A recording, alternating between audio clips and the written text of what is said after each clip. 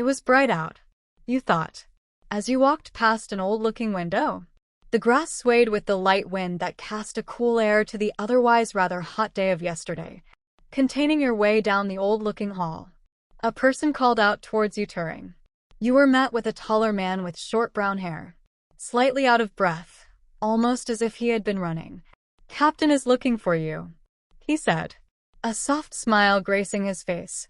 "Thank you, Moblet." You smiled back at the taller man.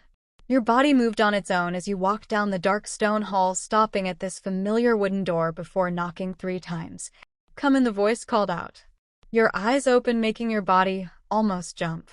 Your room was still covered in the darkness you had left it in, and you saw your phone light up. 02:48 am. It read. A small fuck left your lips as you saw you had a few notifications. You were quick to open your phone, quickly turning down the brightness, allowing your eyes to get used to the bright lights before you saw the text. The text from the unknown number. It was sent 3 hours ago, and you were assuming they were probably realizing they had the wrong number and were just quickly apologizing. Unknown. Hey. Hi. Who is this? Sorry. My name is Han. You gave me your number at the cafe this morning. Your brain tried hard in its sleepy mess, but no matter how hard you tried to think, you were 100% sure you didn't give your number out to anyone. Unless. You quickly jumped up from the bed, choosing to ignore the slight dulling that was the healing burn you had reponed yesterday morning, before quickly leaving your room. The hall of your flat was dark, expert for the fairy lights Pike had inside the two of you hung up around one of the few shelves you had. "Did you give someone my number?" you asked, walking into her room, not caring about the slights. Pick turned to face you, her purple LED lights hung around her room. A small smirk grew upon her face. Maybe she laughed, making you groan and rubbing your face. Looking up at your best friend, her eyes held no ill intent with what she had just cheered. "Come on. Name.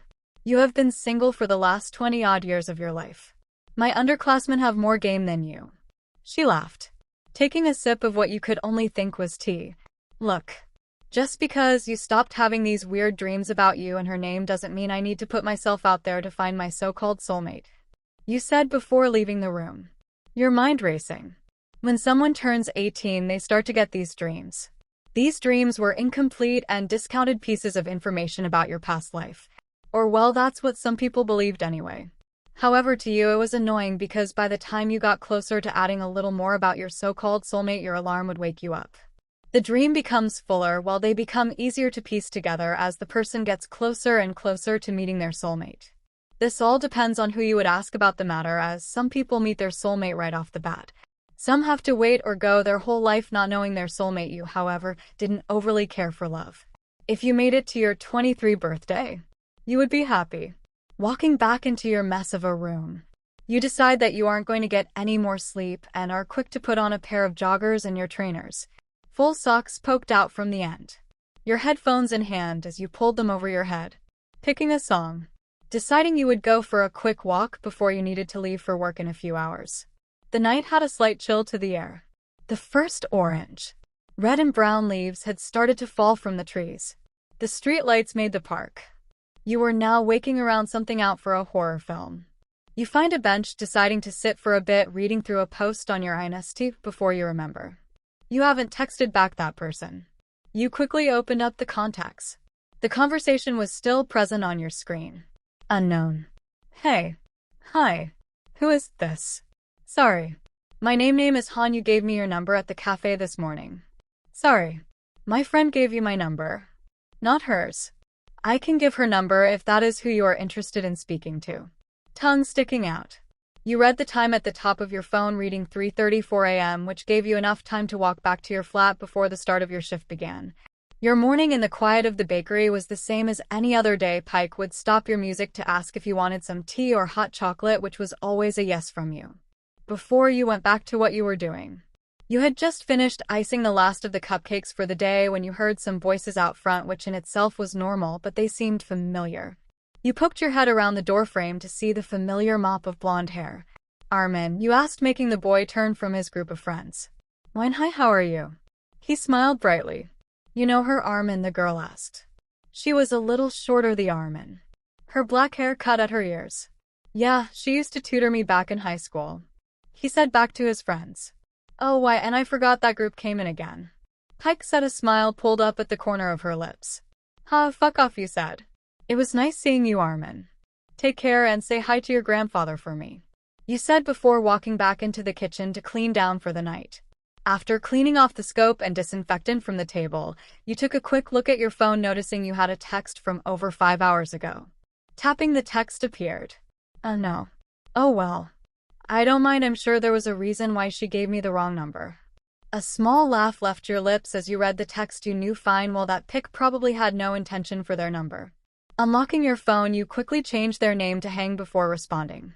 Your response was, are you sure she isn't going to murder me and you're just helping her? Before you turn off your phone, place it back into your pocket. Before you do one, finally walk through the kitchen, making sure that everything is off and that the oven is in cleaning mode. You place a tray underneath, as you had once forgotten to do, and walk into a pool of water under the oven. That was a fun one to try and explain. You looked over your shoulder, making sure everything looked okay before you turned off the lights and locked the back door of the bakery. The sun cast an orange glow over the trees as you took the long way home, since you could and wanted to. You went through what was needed to get done in your head for tomorrow, not paying much attention to where you were going before you walked straight into someone. You stumbled back a little before you were pulled out of your date. OMG. I am so sorry, are you okay, sir? You asked, looking at the man in front of you, his hair a deep brown that matched his eyes.